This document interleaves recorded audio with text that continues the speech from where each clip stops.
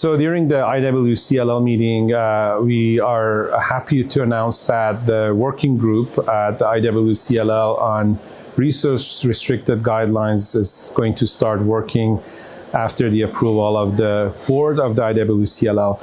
So the idea is we're working on two different projects. First, we realized that there are a number of diagnostic and therapeutic options for CLL, but unfortunately, these options are now limited to certain areas of the world and some specific countries. So when it comes to many of the countries where CLL patients are still in need of diagnostic and therapeutic options, those options are either unavailable, or if they're available, our colleagues only have access to a limited number of these treatments. So this means that the guidelines that we use, for example, in US, in UK, Australia, or Europe, are not applicable to our colleagues who practice in those settings, because we write those guidelines assuming that there is full access to these agents and the diagnostic tests. So the idea here for the resource-focused guidelines, or I should say recommendations and not guidelines,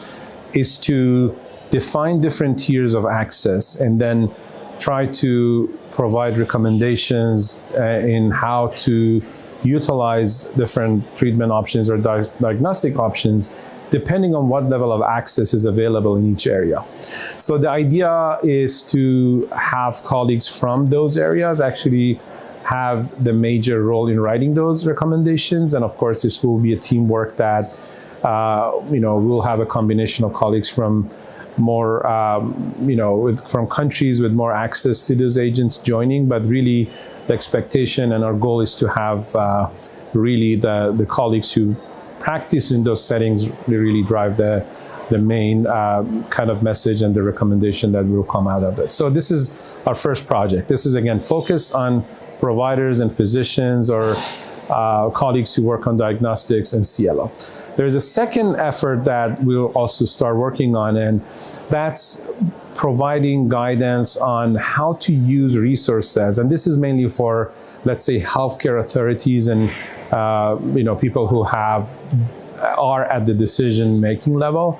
And the idea is that we would like to have a priority list. So if there's limited resource, how's the best way of using it for CLL, either for diagnostic purposes or for therapeutic purposes? So there's a lot of work that will be done to define what would be the number one or number two diagnostic or prognostic test that we would need to have in order to provide the best care for CLL patients. And also, if we have limited resources and we have, let's say, the possibility of bringing one or two drugs to country or to the area that we have the health basically authority, what are the different characteristics of those treatment options, and then they can make the decision in terms of having the treatment available that would benefit most patients.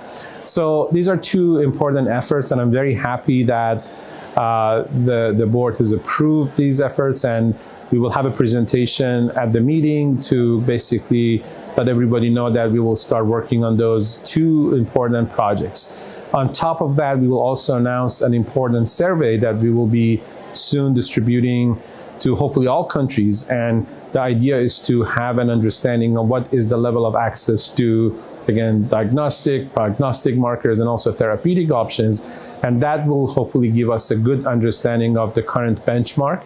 And with all that, the idea is to hopefully give the message out that access is limited, and hopefully in future we can make it better, and maybe in future meetings we can have another report showing that our access has improved. But I think it's important to have that voice heard, and we believe that by generating that data, we will be able to show it in a form of a presentation and hopefully publication that there is a critical need for improving access to all these great options that we have for CLL patients.